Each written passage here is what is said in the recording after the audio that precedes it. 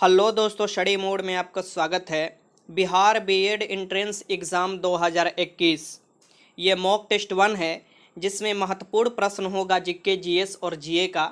आप सभी लोगों को पता है कि बिहार एंट्रेंस एग्ज़ाम में 120 प्रश्न पूछे जाते हैं और उसी के आधार पर आप जितना प्रश्न सही करते हैं रैंक बनाया जाता है और रैंक के अकॉर्डिंग ही आपको कॉलेज डिस्ट्रीब्यूट होते हैं। मीन्स कि सरकारी कॉलेज मिलेंगे कि प्राइवेट कॉलेज मिलेंगे, और सरकारी भी कॉलेज में अलग अलग प्रकार के कॉलेज होते हैं। अच्छा नंबर लाइएगा तो आपके घर के नज़दीक कॉलेज मिलेगा। तो मॉक टेस्ट डेली मैं आपको कराने वाला हूँ। छोटा ही वीडियो रहेगा लेकिन अच्छे से मैं आपको बताऊँगा। बस आप लोगों को ध्यान से वीडियो देखना है और जो भी क्वेश्चन में डाउट होगा वो कमेंट बॉक्स में लिख दीजिएगा। ऐसे ही प्रश्न आपके एग्जाम में आएंगे भी और ऐसे ही प्रश्न पिछली बार पूछा भी गया था। तो बस ध्यान से देखते रहिए। अगर सरकारी कॉलेज पाना है तो इसे कंटिन्यू रखिएगा। मैं डेली बेसिस पर ये मॉक टेस्ट लाते रहूँगा। यहाँ पर देखिए, सबसे पहला क्वेश्चन आपके सामने है कि विश्व के सबसे ऊंचा जलप्रपात है। विश्व के सबसे ऊंचा जलप्रपात है। आप सभी लोगों को पता है कि जीके, जीएस और जीए से 40 क्वेश्चन आते हैं। अगर आप चाहे तो इसमें से 35 क्वेश्चन आप सही कर सकते हैं। और यही ऐसा प्रश्न होता है हिंदी और जीके, जीएस, जीए का, साथ में रीजनिंग जोड़ लीजिए तो 80 प्रश्न से ऊपर हो जाते हैं और आपको सरकारी कॉलेज मिल सकता है। ठीक, तो 15 क्वेश्चन हिंदी का भी आता है, ये भी ध्यान में रखिएगा। हिंदी का टेस्ट मैं अलग से लाऊंगा। ठीक, तो आप चलिए स्टार्ट करते हैं। विश्व का सबसे ऊंचा जलप्रपात कौन है? तो ये एंजिल जलप्रपात है। इसमें आंसर क्या हो जाएगा? एंजिल जलप्रपात हो जाएगा। अगर यही भारत में पूछे कि भारत में सबसे ऊंचा या बड़ा जलप्रपात कौन है, तो जोग गरसोप्पा जलप्रपात जिसे बोला जाता है, जो कि शरावती नदी पर है भारत में। और ये कहाँ पर पड़ता है? तो ये कर्नाटक में पड़ता है जोग जलप्रपात। और विश्व में पूछे तो एंजिल जलप्रपात, ये ध्यान में रखिएगा। तो पहले के आंसर सी हो जाएगा। क्वेश्चन नंबर दूसरा है, श्वेत क्रांति का संबंध किससे है? श्वेत क्रांति का संबंध किससे है आपको बताना है। सबसे पहले मैं सभी ऑप्शन आपको दिखा देता हूं, ऐसे ही प्रश्न आपको पूछे जाते हैं। तो देखिए, श्वेत क्रांति का जो संबंध है ये दूध उत्पादन से है। व्हाइट रेवोल्यूशन जो है ये श्वेत क्रांति का संबंध है, ये दूध उत्पादन से है। दूध का उत्पादन सबसे ज्यादा कहां पर होता है? तो उत्तर प्रदेश में होता है, ये भी ध्यान में रखिएगा। और उत्तर प्रदेश जनसंख्या की दृष्टि से सबसे बड़ा राज्य है पूरे भारत में देखा जाए तो। और क्षेत्रफल की दृष्टि से सबसे बड़ा राज्य कौन सा है? तो राजस्थान है। ये दोनों बात ध्यान में रखिएगा। ठीक, अब हम बात करते हैं कि श्वेत क्रांति तो हो गया हरित क्रांति। तो हरित क्रांति 1967-68 के करीब आया था और उसमें सबसे ज्यादा जो बढ़ा था वो गेहूं और आपको धान में इसकी चावल पर सबसे ज्यादा प्रभाव पड़ा था। सबसे ज्यादा गेहूं बढ़ा था। और आपको हरित क्रांति का निगेटिव तिलहन पर प्रभाव पड़ा था, तिलहन पर, इसीलिए पीली क्रांति भी आया था। ये आपको पता होना चाहिए आगे जाकर। ठीक, आगे चलते हैं। क्वेश्चन नंबर 3 है कि भारत में सबसे पुरानी नदी घाटी परियोजना है। भारत में सबसे पुरानी नदी घाटी परियोजना कौन सी है ये आपको बताना है। तो दामोदर नदी घाटी परियोजना भारत की सबसे पुरानी नदी घाटी परियोजना है। ठीक, ये ध्यान में रखिएगा। इसके आंसर क्या हो जाएगा? बी। पहले दामोदर नदी को बंगाल का शोक नदी भी कहा जाता था। ठीक, लेकिन जब से दामोदर नदी घाटी परियोजना आया, इस नदी पर काफी ज्यादा डैम भी बनाए गए और इसके पानी को डाइवर्ट किया गया, तब से इसे अब शोक नहीं कहा जाता है पश्चिम बंगाल का। नहीं तो पहले इसे पश्चिम बंगाल या बंगाल का शोक भी कहा जाता था दामोदर नदी को। जैसे बिहार का शोक, ये क्वेश्चन पूछा हुआ है पहले आपके बीएड में कि बिहार के शोक नदी किसे कहा जाता था? तो कोसी नदी को, क्योंकि ये अपने रास्ता बदलने के लिए कारण विख्यात है। और ये आप देखिएगा उत्तरी बिहार में काफी ज्यादा बाढ़ आता है इसके कारण। ठीक, तो बिहार के शोक नदी किसे कहा जाता है? कोसी नदी को, ये ध्यान में रखिएगा। आगे चलते हैं। क्वेश्चन नंबर 4 है कि भारतीय संविधान में कितने मौलिक कर्तव्य शामिल किए गए? भारतीय संविधान में कितने मौलिक कर्तव्य? देखिए, जब हमारा संविधान लागू हुआ था 26 जनवरी 1950 को, तो हमारे संविधान में मौलिक कर्तव्य वाला कोई भी पाठ नहीं था। ये कब जोड़ा गया? तो ये 1976 में जोड़ा गया था 42वें संविधान संशोधन कर कर। किसकी सिफारिश पर? तो स्वर्ण सिंह समिति की सिफारिश पर। और 42वें संविधान संशोधन को मिनी कॉन्स्टिट्यूशन भी बोला जाता है, ये भी क्वेश्चन पूछा हुआ है, क्योंकि इसमें 42वें संविधान संशोधन 1976 में बहुत से प्रावधान जोड़े गए थे। प्रस्तावना में भी अखंडता, समाजवादी, पंथ निरपेक्ष जोड़ा गया था। ऊपर से इमरजेंसी वाला पावर में भी कुछ आपको ये किया गया था परिवर्तन। फिर साथ में देखिएगा कि इसमें मौलिक कर्तव्य जोड़े गए थे। और 1976 में जो जोड़े गए थे मौलिक कर्तव्य, ये यूएसएसआर के संविधान से लिया गया है। प्रावधान यूएसएसआर के संविधान से लिया गया है, ये ध्यान में रखिएगा। और उस समय 10 मौलिक कर्तव्य थे, लेकिन अभी 11 मौलिक कर्तव्य है। तो अभी कितना है? 11 मौलिक कर्तव्य भारतीय संविधान में, याद रखिएगा। और यहां पर मैं आपको बता दूं, ये संविधान के भाग 4 के ए में ये दिया हुआ है, ये ध्यान में रखिएगा। आर्टिकल 51 के ए में मौलिक कर्तव्य के बारे में उल्लेख है। जैसे मौलिक अधिकार के बारे में भारतीय संविधान के भाग 3 में उल्लेख है, जो कि अमेरिका के संविधान से लिया गया प्रावधान, वैसे ही मौलिक कर्तव्य यूएसएसआर के संविधान से लिया गया है। तो ये सब याद रखिएगा। 4 के आंसर क्या हो जाएगा? यहाँ पर पूछ रहा है कि भारतीय संविधान में कितने मौलिक कर्तव्य शामिल किए गए, तो 11। 4 के आंसर सी हो जाएगा। आगे चलते हैं। क्वेश्चन नंबर 5 है कि आय और उपभोग में किस प्रकार का संबंध है? आय बढ़ेगा तो ऑब्वियस सी बात है आपका उपभोग भी बढ़ेगा। ठीक, तो आय और उपभोग में प्रत्यक्ष रूप से संबंध है, किस रूप से? प्रत्यक्ष रूप से संबंध है, ये ध्यान में रखिएगा। 5 के आंसर क्या हो जाएगा? बी हो जाएगा। क्वेश्चन नंबर 6 देखिए, बीएड का जो भी आप परीक्षा देते हैं ना, बीएड एंट्रेंस एग्जाम देते हैं, तो उसमें एक बात ध्यान आप रखिएगा कि बीएड एग्जाम में कभी भी 10th स्टैंडर्ड से नीचे ही क्वेश्चन पूछेगा और बहुत आसान क्वेश्चन पूछेगा। इसमें ज़्यादा लड़के भी पार्टिसिपेट नहीं करते हैं। अगर इस साल की बात किया जाए तो 35,150 सीट है। ठीक, और इसका एग्जाम डेट भी कोरोना के कारण बदलाव किया गया है, 15 जून को किया गया है। तो अगर 15 जून तक जितना क्वेश्चन मैं करा रहा हूं, अगर वो बस उतना क्वेश्चन आप कर जाइएगा, तो ये मेरा पूरा चैलेंज है कि सरकारी कॉलेज और आपके नज़दीक वाला कॉलेज आपको लेने से कोई नहीं रोक सकता, ये भी ध्यान में रखिएगा। क्वेश्चन नंबर 6 है, सरकार द्वारा लगाए गए अवरोधों को हटाना कहलाता है। तो सरकार द्वारा लगाए गए कोई भी अवरोध जो है इकोनॉमी पर लगाया जाता है, आयात निर्यात पर, यह हटाना क्या कहलाता है, ये आपको बताना है। तो ये क्या कहा जाता है? उदारीकरण कहा जाता है। क्या कहा जाता है? उदारीकरण। उदारीकरण कहने का मतलब कि उदार होना। ठीक, उदार लोग बोलते हैं ना कि वो कितना उदार है, मीन्स कि कितना उसका खुला विचार है। ठीक, वैसे ही आपको इकोनॉमिक्स क्षेत्र में उदारीकरण, निजीकरण और वैश्वीकरण, ये आपको एलपीजी रिफॉर्म जिसे बोला जाता है। ठीक, ये एलपीजी रिफॉर्म 1991 में आया था और ये भारत की इकोनॉमी खोला गया था पूरे विश्व के लिए। ठीक, और फिर देखिएगा भारत काफी तीव्र गति से आगे बढ़ा था। तो इसे अवरोध को हटाना क्या कहलाता है? उदारीकरण कहलाता है। 6 का आंसर क्या हो जाएगा? सी हो जाएगा। आगे देखिए, क्वेश्चन नंबर 7 है कि निम्नलिखित अभ्यारण्य में किसका सुमेलन राज्य सही नहीं है? तो निम्नलिखित अभ्यारण्य में किसका सुमेलित नहीं है, ये आपको बताना है। निम्नलिखित अभ्यारण्य में किसका सुमेलित नहीं है? तो आप देखिएगा, मालाघाट महाराष्ट्र दे रहा है, कान्हा मध्य प्रदेश, सही बात है। मालाघाट महाराष्ट्र, सही बात है। मानस असम में है, मानस काजीरंगा, डिब्रू सैखोवा, ये सब कहाँ है? असम में है। पेरियार जो है ना, पेरियार कहाँ पर पड़ता है? ये केरल में पड़ता है। कहाँ पर? केरल में पड़ता है। ठीक, ये ध्यान में रखिएगा, पेरियार जो अभ्यारण्य केरल में पड़ता है। तो 7 के आंसर क्या हो जाएगा? यहाँ पर डी हो जाएगा। ठीक, 7 के आंसर डी, ये ध्यान में रखिएगा। क्वेश्चन नंबर 8 है, निम्न में से कौन सा कर प्रत्यक्ष कर है? कौन सा करते प्रत्यक्ष? देखिए, प्रत्यक्ष कर वो होते हैं जो डायरेक्ट हम लोग देते हैं सरकार को, जैसे कि इनकम टैक्स। इनकम टैक्स कहने का मतलब यहाँ पर आयकर जिसे बोला जाता है। जैसे कि मैं डायरेक्ट जॉब में गया, मैं सरकारी जॉब में गया, तो मेरे पास सरकार पैसा डालता है। मान लीजिए कि पैसा इतना हो जाता है कि 5 लाख से ऊपर हो जाता है या 3.5 लाख रुपये टैक्स का अलग अलग आपको दिया हुआ है, उससे ऊपर अगर हो जाता है तो सरकार टैक्स काटता है। तो डायरेक्ट मेरे पेमेंट्स में से ही काट लेता है, उसे डायरेक्ट टैक्स कहा जाता है। डायरेक्ट मेरे से ले लेता है, हम लोग दे देते हैं। ठीक, एक बात से ये ध्यान में रखिएगा। इनडायरेक्ट उसे कहते हैं, जैसे कि हम बिस्किट खरीदने गए तो बिस्किट कर भी हम टैक्स दे रहे हैं। वो कौन सा टैक्स दे रहे हैं? इनडायरेक्ट। हम बिस्किट वाला दुकान को दे रहे हैं, दुकान वाला कहीं और से खरीदेगा उसको देगा और वो सरकार को देता है। ठीक, तो वो इनडायरेक्ट होता है, मैं डायरेक्ट रूप से सरकार को नहीं देता हूं। ठीक, तो जो जीएसटी है, जैसे गुड एंड सर्विस टैक्स है, जो जीएसटी लागू किया, वो एक प्रकार का इनडायरेक्ट टैक्स है। ठीक, तो निम्न में से प्रत्यक्ष पूछ रहा है तो ये आयकर, जो कि इनकम टैक्स जिसे बोला जाता है, ये प्रत्यक्ष रूप से। 8 के आंसर सी हो जाएगा। क्वेश्चन नंबर 9 देखिए, अपने अक्ष पर पृथ्वी एक चक्कर कितने समय में पूरा करती है? अपने अक्ष पर पृथ्वी एक आपको चक्कर पूरा करती है, कितने समय में, ये आपको बताना है।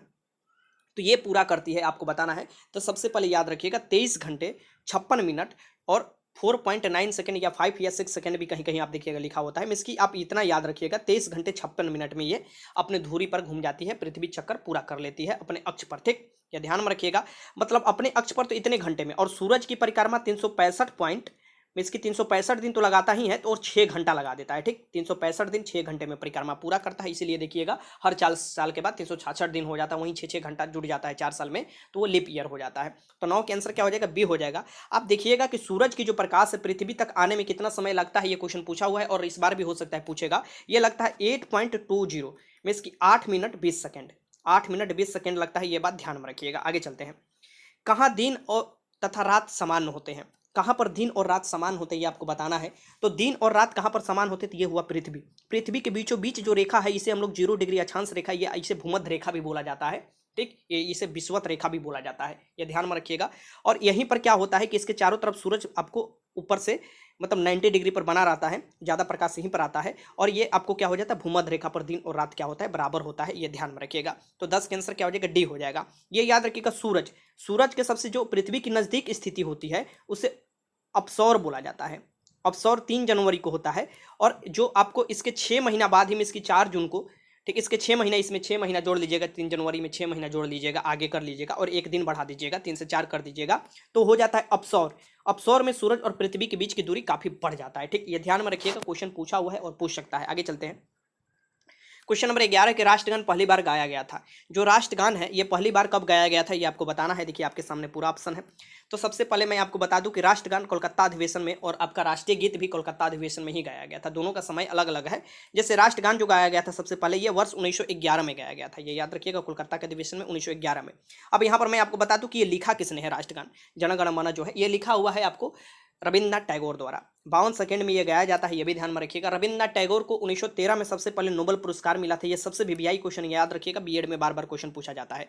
भारत में सबसे पहले नोबेल पुरस्कार किसे मिला था? तो रविन्द्रनाथ टैगोर ने गीतांजलि नामक बुक लिखा था। गीतांजलि के ही 1913 में सबसे पहले भारत में इनको नोबेल प्राइज मिला था। यह ध्यान में रखिएगा साहित्य के लिए, ठीक। और राष्ट्रगान हमारे कौन लिखे हैं? तो यही लिखे हैं रविन्द्रनाथ टैगोर। और हमारा राष्ट्रीय गीत किसने लिखा है? तो बंकिम चंद्र चटर्जी ने लिखा है। ये भी ध्यान में रखिएगा। क्वेश्चन नंबर 12 देखिए, किस दिन पृथ्वी सूर्य के सबसे निकट होती है? देखिए आ गया क्वेश्चन, किस दिन सूरज के सबसे निकट होती है उसे हम लोग क्या बोलते हैं? पृथ्वी सूरज के सबसे निकट जो होती है ये होती है आपको 3 जनवरी को। इसे बोला जाता है उपसौर। और इसमें 6 महीना जोड़ लीजिए, 6 महीना जोड़िएगा तो ये 4 जुलाई हो जाएगा। 4 जुलाई को क्या बोला जाता है? उपसौर। अपसौर बोला जाता है, ठीक। अपसौर एक होता है 3 जनवरी को, याद रखिएगा 3 जनवरी को उपसौर होता है। और आपको 4 जुलाई को अपसौर होता है। अपसौर में सूरज और पृथ्वी के बीच में आप याद रखिएगा अपसौर, अपसौर। अपसौर में 4 जुलाई को जो होता है, फिर सूरज और पृथ्वी के बीच की दूरी काफ़ी ज़्यादा होती है और सबसे नज़दीक जब होती है वो 3 जनवरी को होती है अपसौर में, ठीक। तो अप याद रखिएगा, अप जब लगाएगा, अप लगाने का मतलब सबसे दूर होगा पृथ्वी से सूरज, और उप लगाएगा तो मतलब कि सबसे नज़दीक होगा पृथ्वी से सूरज, जो कि 3 जनवरी को उप होता है और उपसौर। और अपसौर जो होता है ये 4 जनवरी को होता है, ये 4 जुलाई को होता है। ये सब याद रखिएगा। 22 मार्च को याद रखिएगा, 22 मार्च को बिहार दिवस भी मनाया जाता है। ये भी क्वेश्चन पूछा हुआ था पहले, इसलिए मैंने बता दिया। 22 मार्च को बिहार दिवस भी मनाया जाता है। क्वेश्चन नंबर 13 है कि सूर्य के बाद पृथ्वी के सबसे नज़दीक तारा कौन सा है? सूरज के बाद पृथ्वी का सबसे नज़दीक तारा कौन सा है? देखिए सूरज भी एक प्रकार का तारा है जिसका आपको प्रकाश आने में पृथ्वी पर 8.20 मीन्स की 8 मिनट 20 सेकेंड लग जाता है, ठीक। तो यहाँ पर याद रखिएगा, सूरज अगर दे ऐसे कि पृथ्वी के सबसे नज़दीक तारा कौन है, ऑप्शन में सूरज है तो सूरज लगाइएगा। अगर सूरज नहीं है तो इसके बाद परिक्रमा सेंचुरी जो है ये सूरज के बाद सबसे नज़दीक तारा होती है। ये याद रखिएगा पृथ्वी का। आगे चलते हैं। क्वेश्चन नंबर 14 देखिए, मौर्यकालीन भारत में भूमि कर जो कि राज्य की आय का मुख्य स्रोत था किस अधिकारी द्वारा एकत्रित किया जाता था? जो भूमि कर था वो आपको मौर्य काल में आपको एकत्रित जिसके द्वारा किया जाता था उससे हम लोग क्या बोलते थे? उसे जो बोला जाता था उसे बोला जाता शीताध्यक्ष।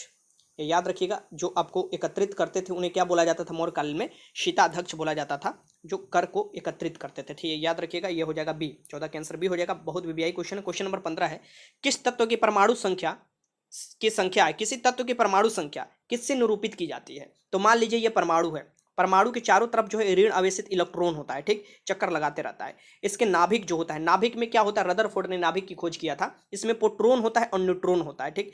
प्रोटॉन पर पॉजिटिव चार्ज होता है, पी से प्रोटॉन और पी से नेगेटिव चार्ज में इसके पॉजिटिव चार्ज होता है। और यही प्रोटॉनों की संख्या ही क्या कहलाता है? परमाणु में आपको परमाणु संख्या कहलाता है। इसकी परमाणु संख्या प्रोटॉनों की संख्या के बराबर होता है। तो नाभिक में प्रोटॉनों की संख्या क्या कहलाता है? परमाणु संख्या कहलाता है। ये याद रखिएगा। 15 के आंसर सी हो जाएगा। क्वेश्चन नंबर 16 है कि टाका से बनी मिश्र धातु है। जो टाका होता है आप देखिएगा, सोल्डर टाका, उसका कौन से मिश्र मतलब किससे मिलकर ये मिश्र धातु बनता है? तो ये जो बनता है ये बनता है टीन और सीसा से मिलकर। टाका जो बनता है टीन और सीसा से मिलकर बनता है। ये याद रखिएगा। 16 के आंसर सी हो जाएगा। आगे चलिए। क्वेश्चन नंबर 17 की पादप जो चट्टानों की सतह पर उगते हैं, चट्टानों की सतह पर उगने वाले पादप को क्या कहा जाता है? ये आपको बताइए। देखिए 2020 में देखिएगा तो एक क्वेश्चन पूछा हुआ था कि जो भूकंप को मापन किया जाता है वो किस यंत्र से किया जाता है? तो वो आपको उसमें ऑप्शन था सिस्मोग्राफ, ठीक। ये याद रखिएगा तो वो आंसर हो जाता, ठीक। ऐसे तो यहाँ पर पूछ रहे कि पादप जो चट्टानों पर उगते हैं उसे लिथो में चट्टान ही होता है, और फाइटस लिथोफाइटस जो चट्टानों पर उगते हैं उन्हें लिथोफाइटस कहा जाता है, ठीक। तो इसका आंसर क्या हो जाएगा? ए हो जाएगा। ये ध्यान में रखिएगा। आगे चलते। क्वेश्चन नंबर 18 की ईईजी से किस अंक की कार्य प्रणाली प्रकट होती है?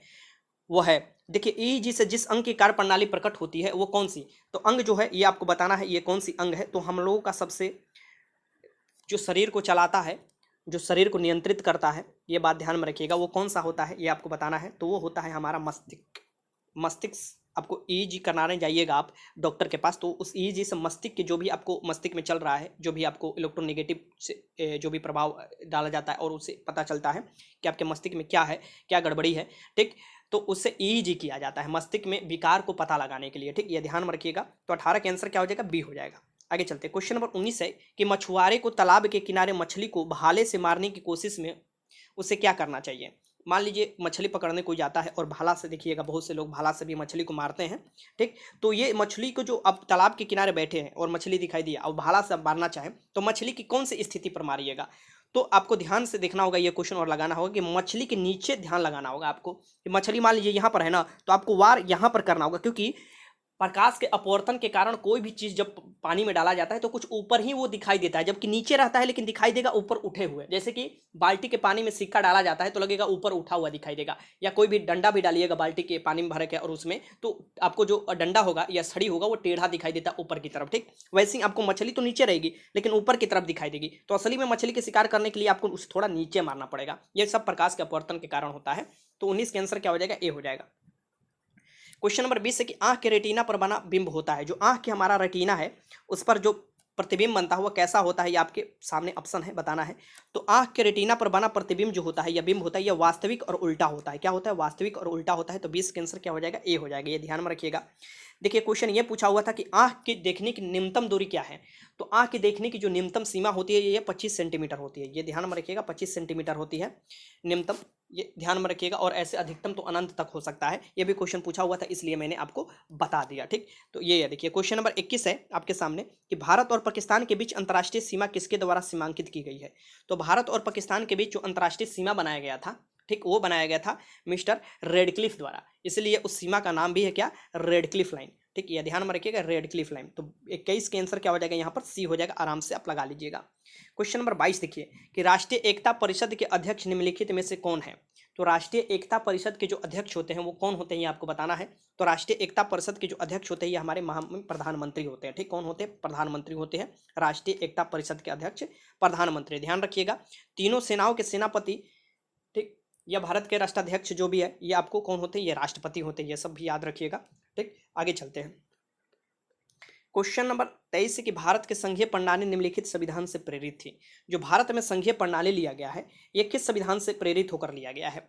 तो भारत में जो संघीय प्रणाली लिया गया है ये आपको यूनाइटेड नहीं, कनाडा, ये ध्यान में रखिएगा, कनाडा से पार्लियामेंट्री, जिसकी आपको पार्लियामेंट्री सिस्टम जो लिया गया है, संसदीय प्रणाली जो लिया गया है, ये यूनाइटेड किंगडम से लिया गया है, ठीक। ये ध्यान में रखिएगा। और जो हमारे संघीय प्रणाली लिया गया ये कनाडा के मॉडल पर आधारित है। ये ध्यान में रखिएगा। इसलिए जीएसटी भी जो लागू किया गया है हमारे भारत में वो कनाडा वाला ही मॉडल पर लागू किया है। ये भी ध्यान में रखिएगा। अमेरिका से हम लोग क्या लिए हैं? तो अमेरिका से हम लोग लिए हैं फंडामेंटल राइट, सबसे महत्वपूर्ण जो बार बार क्वेश्चन पूछता है, ठीक। ये ध्यान में रखिएगा। पुरावलोकन का अधिकार भी हम लोग यहीं से लिया गया है। आयरलैंड से क्या लिए गए हैं? तो आयरलैंड से हम लोग लिए गए हैं DPSP, directive principle of state policy, जिसे हम लोग भारत संविधान में क्या बोलते हैं। तो ये संविधान के भाग 4 में देखिएगा, तो आप देखिएगा डीपीएसपी लिया गया है, ठीक। ध्यान में रखिएगा, directive principle of state policy, राज्य के नीति निर्देशक तत्व जिसे बोला जाता है। आगे चलते हैं। क्वेश्चन नंबर 24 है कि भारत के 48वें मुख्य न्यायाधीश है। इससे हो सके तो स्क्रीनशॉट ले लीजिए या हो सके तो अपने बुक पर लिख लीजिए। ये बहुत ही वीवीआई क्वेश्चन है, ये पक्का क्वेश्चन आएगा। आप कोई भी मतलब मेरा बात मानिए, ये क्वेश्चन पक्का आपको आने वाला है, ठीक। देखिए भारत के 48वें मुख्य न्यायाधीश कौन है ये आपको बताना है। तो अभी 48वें मुख्य न्यायाधीश बने हैं एनवी रमन्ना। एनवी रमन्ना बने हैं, अभी 48वें न्यायाधीश बने हैं, ठीक। इससे पहले कौन थे? तो शरद अरविंद बोबड़े थे। उससे पहले आप देखिएगा कौन थे? तो गगोई जी थे। और उससे पहले दीपक मिश्रा जी थे, ठीक। तो ये ध्यान में रखिएगा, ऐसे क्वेश्चन पूछ सकता है। 48वें मुख्य न्यायाधीश किसे नियुक्त किया गया है? तो एनवी रमन्ना को। और नियुक्त कौन करता है? तो ये राष्ट्रपति करते हैं, ठीक। ये ध्यान में रखिएगा, शपथ भी दिलाते हैं राष्ट्रपति ही जो मुख्य न्यायाधीश होते हैं। तो 24 का आंसर क्या हो जाएगा यहाँ पर? बी। अभी पूछे प्रधानमंत्री कौन है? तो हमारे नरेंद्र दास मोदी जी प्रधानमंत्री हैं। हमारे बिहार के मुख्यमंत्री कौन है? नीतीश कुमार जी बिहार के मुख्यमंत्री है, ठीक। ये ध्यान में रखिए, क्वेश्चन पूछता है ऐसे ही जैसे पिछली बार क्वेश्चन पूछा हुआ था कि वर्तमान में रक्षा मंत्री कौन है। तो अभी वर्तमान में रक्षा मंत्री कौन है? तो ओबीसी सी बात है, ये कौन है? तो राजनाथ सिंह। पिछले साल का क्वेश्चन थे, 2020 का ये मैं क्वेश्चन बता रहा हूँ, ठीक। राजनाथ सिंह थे। कौन थे? रक्षा मंत्री थे। ये क्वेश्चन पूछा हुआ था कि उत्तर प्रदेश की राजधानी कहाँ है? तो ओबीसी से बात है, लखनऊ है। बिहार की राजधानी पटना है। ऐसे क्वेश्चन पूछता है जो मैं आपको राजधानी से रिलेटेड वीडियो पहले भी करा चुका हूँ, ठीक। पूछ सकेगा पटना किस नदी के किनारे बस है। तो मैंने बताया था आपको कि पटना, ये भी पिछले साल क्वेश्चन पूछा हुआ था, गंगा नदी के किनारे है। गंगा और सोन के आगे थोड़ा संगम पर ये आपको पटना पड़ता है। क्वेश्चन नंबर 25 है कि स्वामी दयानंद सरस्वती का मूल नाम था। स्वामी दयानंद सरस्वती जी का मूल नाम क्या था ये आपको बताना है। इन्होंने ही आर्य समाज की स्थापना 1875 में किया था। तो स्वामी दयानंद सरस्वती जी का जो मूल नाम था ये मूलशंकर ही था, इनका मूल ही नाम था मूलशंकर। ठीक, ये ध्यान में रखिएगा, क्वेश्चन पूछा हुआ था, ये क्वेश्चन पूछ देगा बार बार, तो ये याद रखिएगा, डी हो जाएगा इसका आंसर। तो टोटल मैंने 25 क्वेश्चन कराया। इस 25 क्वेश्चन में आपने कितने क्वेश्चन सही किए हैं ये बताइए, 25 क्वेश्चन में कितने क्वेश्चन सही किए हैं। और ऐसे ही छोटा छोटा वीडियो के माध्यम से ऐसे क्वेश्चन मैं कराते चलूंगा। और हिंदी का मैं अलग से लाऊंगा, वो भी देखते रहिएगा, क्योंकि हिंदी का भी 15 क्वेश्चन पूछा जाता है और मैं 10 वीडियो मात्र हिंदी का आपको दूंगा। एक भी क्वेश्चन आपका हिंदी का नहीं छूटने वाला है। जीके, जीएस, हिंदी, रीजनिंग, ऐसे कोई भी क्वेश्चन आपका नहीं छूटेगा। ये मेरा है ड्यूटी कि मैं आपको सभी क्वेश्चन करा दूं। ठीक, तो वीडियो अच्छा लगा तो लाइक कीजिएगा। अगर कोई भी मन में डाउट है कमेंट में इसमें लिख सकते हैं। अगर मैं ये से कंटिन्यू लिखूं तो कमेंट बॉक्स में यस लिखिएगा और उसके बाद अपना स्कोर लिखिएगा, यस लिखने के बाद कितने स्कोर किए हैं। वीडियो देखने का आपका बहुत बहुत धन्यवाद।